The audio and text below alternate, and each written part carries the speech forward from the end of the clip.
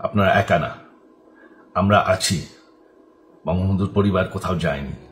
ক্ষমতার গদি ছেড়ে বিদেশে পালিয়ে যাওয়া শেখ হাসিনার নেতৃত্বাধীন আওয়ামী লীগ পুনরায় ক্ষমতায় আসতে ও সরকার গঠন করতে শুরু করেছে নতুন কর্মতৎপরতা। দলের গুরুত্বপূর্ণ সিদ্ধান্ত কোন শীর্ষ জায়গা থেকে আসবে তা নিয়ে নেতাকর্মীরা অনেকেই অজ্ঞাত। তবে রাজনৈতিক বিশ্লেষকদের অনেকেই মনে করছেন ভারতে বসেই ছেলে সজীব ওয়াজেদ জয়ের সঙ্গে গুরুত্বপূর্ণ বার্তা আদান প্রদান করেই সিদ্ধান্তের জানান দিয়ে যাচ্ছেন শেখ হাসিনা। আর শেখ হাসিনার সেই বার্তাগুলোকে বিভিন্ন দেশি বিদেশি গণমাধ্যমের সামনে তুলে ধরছেন জয়। দেশীয় গণমাধ্যমে দেয়া এক সাক্ষাৎকারে সজীব ওয়াজেদ জয় দাবি করেন, বাংলাদেশের সংবিধান অনুযায়ী 90 দিনের মধ্যেই নির্বাচন চায় আওয়ামী লীগ।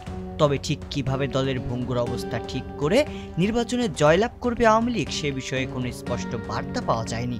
সম্প্রতি ভারতীয় গণমাধ্যম দ্য ইন্ডিয়ান এক্সপ্রেসের এক সাক্ষাৎকারে সজীব ওয়াজেদ জয় খোলাসা করেছেন সে বিষয় নিয়ে।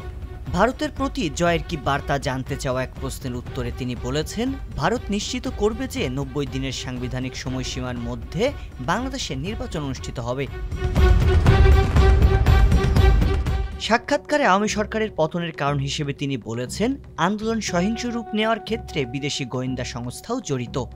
গত 15 জুলাই থেকে আন্দোলনকারীদের অনেকের হাতে আগ্নেয়াস্ত্র ছিল উল্লেখ করে তিনি বলেন, গত 15 বছরে জঙ্গিবাদ নিয়ন্ত্রণে আমাদের সফলতার কারণে বাংলাদেশে আগ্নেয়াস্ত্র পাওয়া খুবই কঠিন।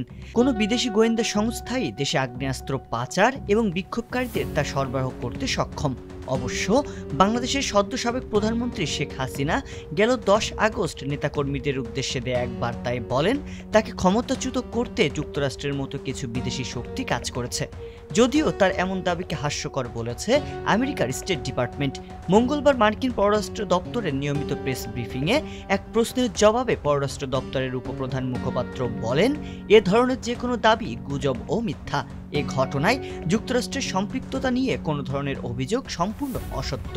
বাংলাদেশের জনগণের সিদ্ধান্তে এটি হয়েছে এবং যুক্তরাষ্ট্র বিশ্বাস করে বাংলাদেশের সাধারণ মানুষই দেশটির সরকারের ভবিষ্যৎ নির্ধারণ করবেন।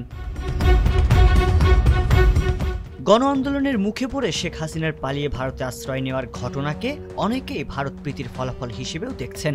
ভারতের প্রধানমন্ত্রী নরেন্দ্র মোদীর সাথে আওয়ামী লীগ সরকারের সখ্যতা ও ঘনিষ্ঠতায় রাজনৈতিক বিশ্লেষকদের ধারণা ছিল, আওয়ামী সরকারের ক্ষমতায় থাকা না থাকা নিয়ে ভারতের হস্তক্ষেপ যথেষ্ট গুরুত্বপূর্ণ।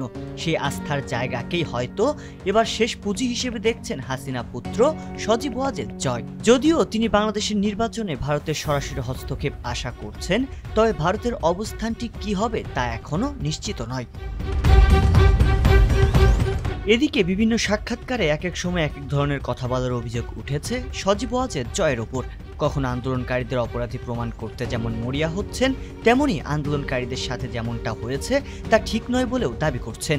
5 আগস্টে জয় বলেন তিনি ও তার পরিবারের কেউ বাংলাদেশের রাজনীতিতে থাকবেন না। তবে 10 আগস্ট রয়টার্সকে দেওয়া এক সাক্ষাৎকারে তিনি দাবি করেছেন পদত্যাগী করেননি শেখ হাসিনা।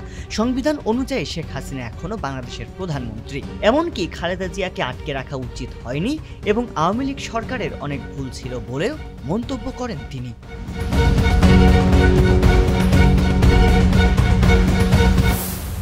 সংবাদ, ফিচার ও অনুষ্ঠানের জন্য ভিজিট করুন সংবাদ প্রকাশের ওয়েবসাইট এবং যুক্ত থাকুন ফেসবুক পেজ ও ইউটিউব চ্যানেলের সঙ্গে।